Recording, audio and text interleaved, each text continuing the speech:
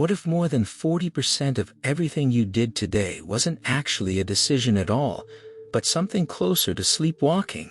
Meet Eugene Pauly. In 1993, a virus destroyed a small walnut-sized region deep in his brain, wiping out his ability to form new memories. He couldn't tell you what year it was, recognize his own doctors after 100 visits, or remember a conversation he'd had 30 seconds earlier. And yet, every single morning, Eugene got out of bed, walked around his neighborhood block alone, and found his way home again, without ever knowing the name of his own street. He could open the kitchen cabinet and go straight for the jar of nuts when he was hungry, despite being unable to draw a map of his own house. Something inside him remembered, even when he couldn't. Here's the myth: almost everyone believes that our daily choices, what we eat, how we react to stress, whether we exercise, are the product of careful, conscious decision-making. We assume we're the ones behind the wheel.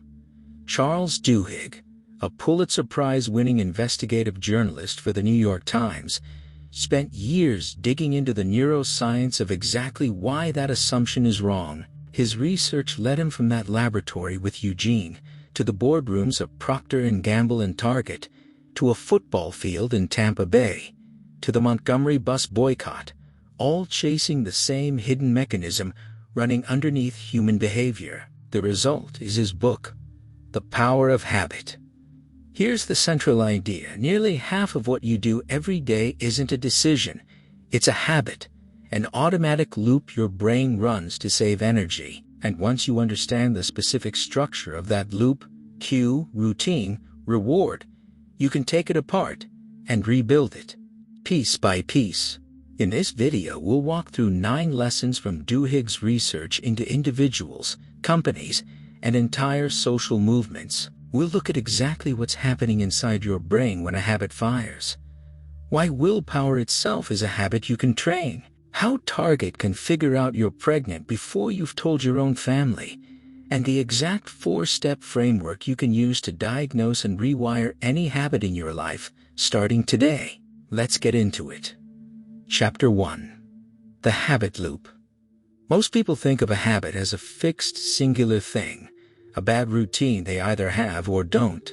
In reality, every habit, good or bad, follows the exact same 3-part neurological structure: a cue that tells your brain to go on autopilot, a routine that plays out, and a reward that tells your brain the loop was worth repeating. Researchers at MIT prove this by wiring rats' brains and sending them through a maze with chocolate at the end. The first few times, a rat's brain worked furiously the whole way through, sniffing, backtracking, thinking. But after running the same maze repeatedly, something remarkable happened. The rat's brain activity dropped almost to nothing during the run itself, only spiking at the very beginning, when it heard the cue, and at the very end, when it found the reward. The behavior in between had become so automatic the brain barely needed to be involved. This process is called chunking, and it's how a complicated sequence, like backing your car out of the driveway, gets compressed into something you can do while thinking about breakfast. This is exactly what let Eugene, despite his destroyed memory, still function.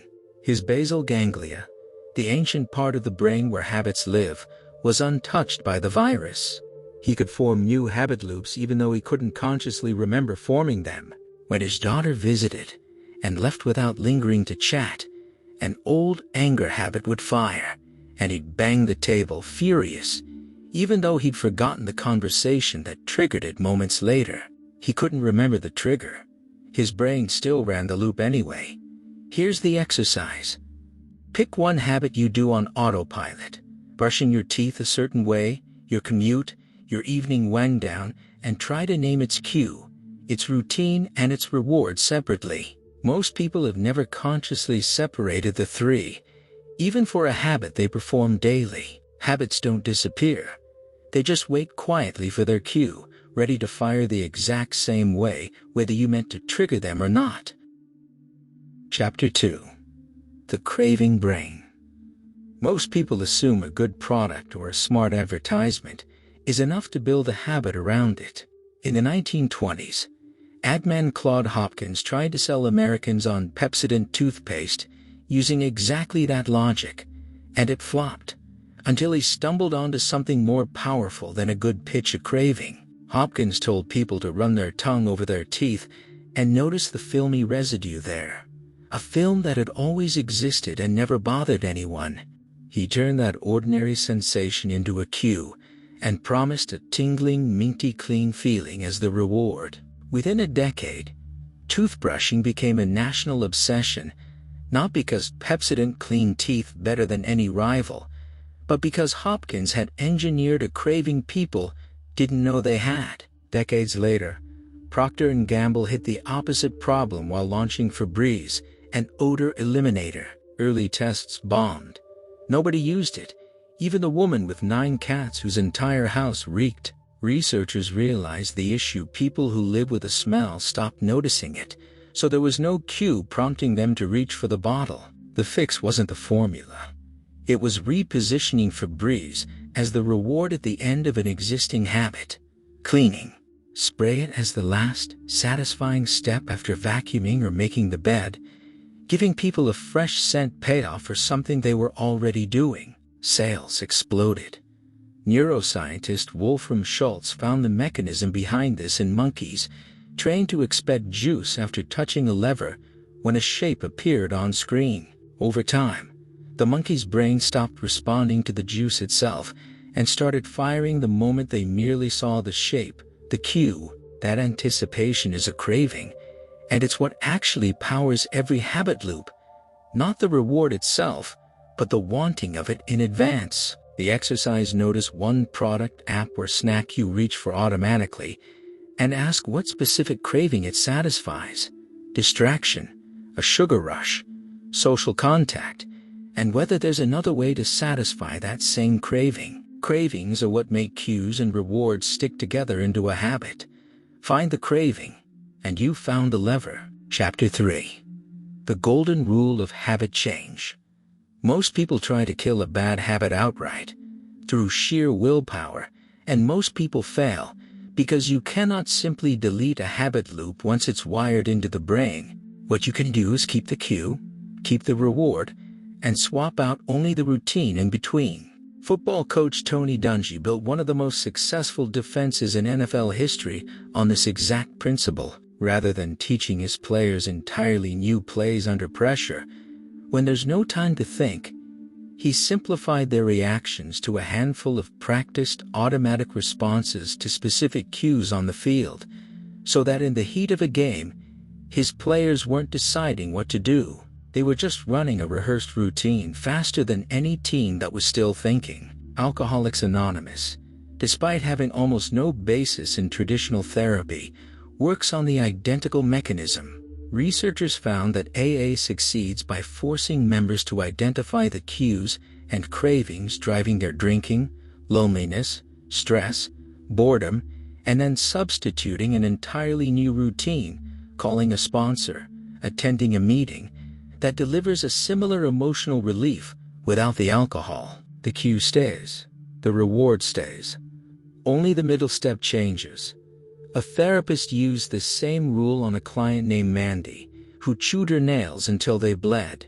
Instead of simply telling Mandy to stop, the therapist had her carry an index card and mark it every time she felt the urge, until Mandy identified the cue, a specific restless tension. Then, whenever that tension hit, Mandy was taught to sit on her hands or clench her fists for exactly 1 minute instead of biting. Within a month, her nail biting had almost entirely stopped. The exercise for a habit you're trying to break: don't try to remove it. Identify its cue and its reward, then experiment with a completely different routine that delivers that same reward. You cannot extinguish a habit loop. You can only give it a new routine to run. Chapter 4. Keystone Habits. Most people trying to overhaul their life, or a struggling organization, try to fix everything at once: a dozen resolutions, a dozen new policies. Paul O'Neill did the opposite when he became CEO of a floundering Alcoa in 1987. In his very first speech to nervous investors, he didn't mention profits once.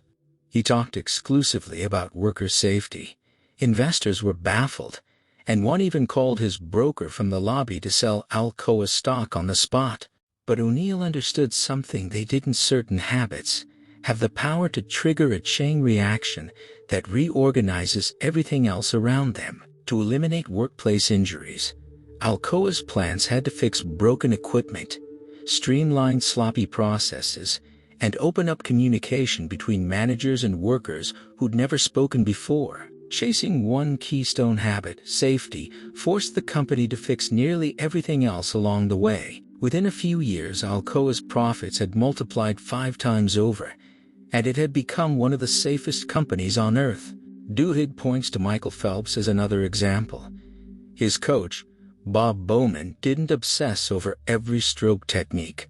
He built one keystone routine, a precise, unshakable pre-race ritual Phelps performed identically before every single competition, which created a sense of calm control that radiated outward into his confidence in the pool itself. The exercise, instead of listing every habit you want to change, pick one keystone habit, something like consistent exercise, a made bed each morning, or meal planning, and focus exclusively on that for a month, tracking how it shifts other areas of your life without you directly targeting them. Not every habit deserves equal attention. Find the one that starts the chain reaction, and the rest of the dominoes fall on their own. Chapter 5. Willpower is a habit too. Most people treat willpower as a fixed personality trait, something you either have plenty of or you don't. Researchers studying employees at Starbucks found something different. Willpower behaves like a muscle that can be drained by overuse in one area of life and strengthened deliberately, like any other habit, through practice. In a classic study at Case Western, students were split into 2 groups and left alone in a room with fresh cookies and a bowl of radishes. One group was told they could only eat the radishes. Afterward, both groups were given an unsolvable puzzle to work on. The cookie eaters worked at it for nearly 19 minutes on average. The radish eaters, who'd spent their willpower resisting the cookies, gave up in about 8. Their self-control had genuinely run dry. Starbucks discovered this exact problem in its own staff. Talented employees with real potential kept failing the moment a customer got hostile or a rush hit, not from lack of skill, but because they had no rehearsed way to keep their composure. So Starbucks began training employees on specific willpower routines, scripted, practiced responses to predictable moments of stress, so that staying calm under pressure became automatic rather than something to be willed in the moment. Travis Leach, an employee who grew up around chaos and addiction at home, credits this exact training with turning him into a store manager. The exercise: identify one high-stress moment you regularly face, and write out, in advance, exactly how you'll respond, word for word if it helps. Rehearsed responses cost far less willpower in the moment than trying to invent a calm reaction on the spot. Willpower isn't a trait some people are simply born with. It's a skill you can rehearse into a habit, the same way Starbucks trains it into 18-year-old baristas every single day. Chapter 6. Crisis is an opportunity. Most organizations run on unspoken truces, informal agreements between departments and rivals that keep the peace, but also keep bad habits comfortably in place. At Rhode Island Hospital, years of internal tension between surgeons and nurses had calcified into exactly this kind of dysfunctional peace, one where nurses learned not to question certain doctors, even when something looked wrong. That silence contributed to a horrifying mistake: surgeons operating on the wrong side of a patient's head, not once, but multiple times over several years. Duhigg points out that this same institutional inertia can be flipped in the opposite direction, when the right leader treats a crisis as an opening rather than a disaster to be quietly managed. Crises briefly loosen the grip of old organizational habits, because everyone already knows something has to change, and there's a rare window where new routines can be installed before people settle back into the old, comfortable pattern. Rhode Island Hospital eventually did exactly this after their failures became public, instituting mandatory pause protocols before every surgery and rebuilding a culture where nurses were required, not just permitted, to speak up. The wrong side surgeries stopped. The exercise. Think of a recent breakdown, a missed deadline, a blown budget, a fight with a partner, and instead of quietly patching it over, ask what specific new routine, made mandatory rather than optional, could prevent it from happening again while everyone still remembers why it matters. A crisis is a terrible thing to waste, because it's often the only moment an old, entrenched habit is loose enough to actually be replaced. Chapter 7. How companies already know your habits. Most shoppers assume their purchases are private and largely random. Retail statistician Andrew Pohl's job at Target was built on proving that assumption wrong, specifically by figuring out which customers were pregnant, often before they told anyone in their own family. Pohl's team discovered that pregnancy is one of the few life events that reliably shatters existing shopping habits, and in that narrow window, new parents are unusually open to forming entirely new brand loyalties. By tracking subtle shifts, unscented lotion, extra vitamins, larger purses, Target's algorithm could estimate not just that a customer was pregnant, but roughly her due date, and start mailing coupons for cribs and diapers accordingly. In one now famous case, a furious father stormed into a Target demanding to know why his teenage daughter was receiving baby coupons, only to call back a few days later to apologize. She was in fact pregnant. He just hadn't known yet. The deeper lesson isn't really about Target. It's that habits are most vulnerable to being formed or broken during major life transitions. A move, a new job, a divorce, a graduation, when the old cues that used to trigger old routines simply aren't present anymore. Companies chase these moments deliberately because that's when new habits are cheapest to install. The exercise: if you're in the middle of any major life transition right now, treat it as a rare opening rather than pure chaos, and deliberately choose one new habit you want to install while your old routines are already disrupted anyway. Your habits feel permanent most of the time. The moments they're actually up for grabs are shorter and rarer than you'd think, so it pays to notice when you're standing in one. Chapter 8. How movements are built from habits. Most people assume large social movements erupt spontaneously from a single powerful moment of injustice. Rosa Parks's refusal to give up her bus seat in 1955 is remembered exactly that way. But dozens of black women had been arrested for the same act in Montgomery before her, without sparking a citywide boycott. What made Parks different wasn't just the act. It was the web of habits and relationships already surrounding her. Duhigg traces movements through 3 overlapping layers of social habit. First, strong ties. Parks was deeply embedded in Montgomery's community through personal friendships that spanned social classes, from field hands to college professors, so when she was arrested, people who trusted her personally mobilized immediately. Second, weak ties. The loose network of acquaintances and community groups that carry information and social pressure far beyond someone's close circle. The same mechanism sociologists later found driving how gossip and civic action spread through entire towns. And third, new habits of identity. Once the boycott began, organizers gave participants small, repeated behaviors, carpool schedules, specific new ways of walking or waiting, that transformed boycotting the bus from a single act of protest into a daily identity people practiced and reinforced together. This same 3-part pattern, strong ties sparking it, weak ties spreading it, new identity habits sustaining it, shows up again and again, from civil rights to megachurch growth. Movements aren't just fueled by belief. They're built, habit by habit, the same way any individual routine is. The exercise: if you're trying to build any kind of community or shift group behavior, but don't just appeal to belief, Design one small, repeated, visible action members can practice together, since shared habits sustain a movement long after the initial spark is faded. Belief alone rarely holds a movement together for long. Practiced, shared habits do. Chapter 9.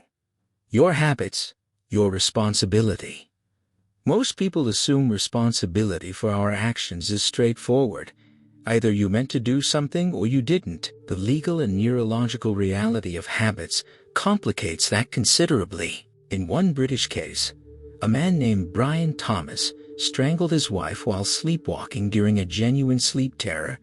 His prefrontal cortex, the part of the brain responsible for conscious judgment, completely offline, while an older automatic threat response habit ran unchecked. A jury acquitted him.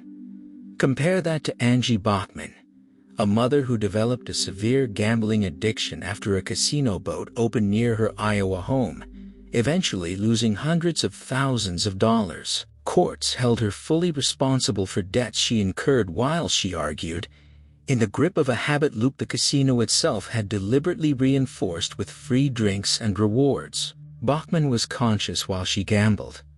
Thomas wasn't conscious while he killed. Duhigg argues, that's the crucial legal and moral line. The presence of any conscious awareness of a habit is enough to create responsibility for reshaping it.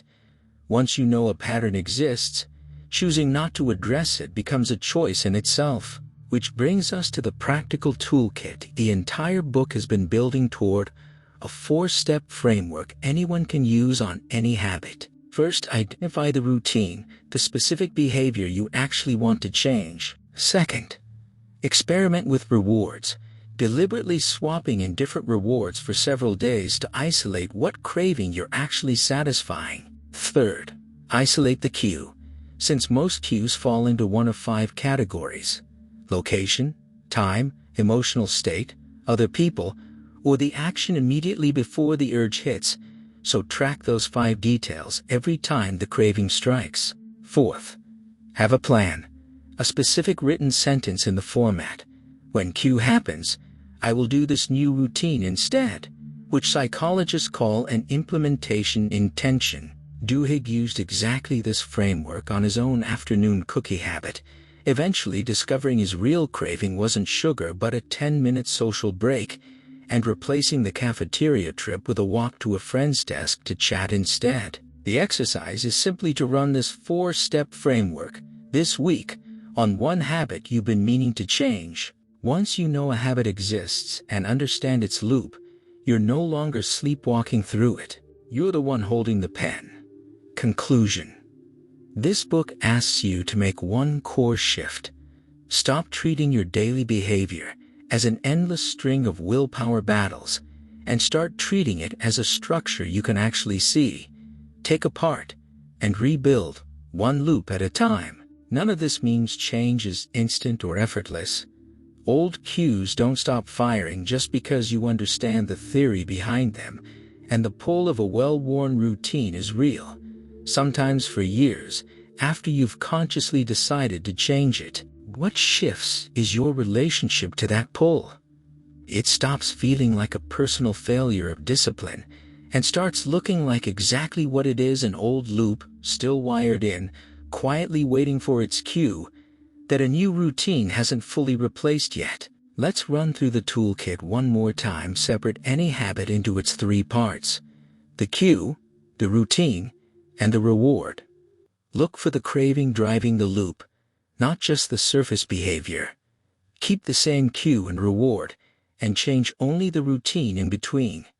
Find your one keystone habit, instead of trying to fix everything at once. Rehearse your response to stress in advance, so willpower doesn't have to be invented in the moment. Treat a crisis as a rare window for installing new routines, just a mess to clean up. Notice major life transitions as moments. Your old habits are already loosened. Build shared, repeated actions if you want a belief to turn into a lasting movement. And run the 4-step framework. Identify, experiment, isolate, plan on one habit this week. That's the whole book, distilled into a loop you can start rewriting today. If this summary gave you something worth carrying into your week, hit subscribe here on the Mind Master, because we break down one book like this every single week. But don't just watch it and move on. Pick one habit you do on autopilot today and simply name its cue, its routine, and its reward. Turn the theory into power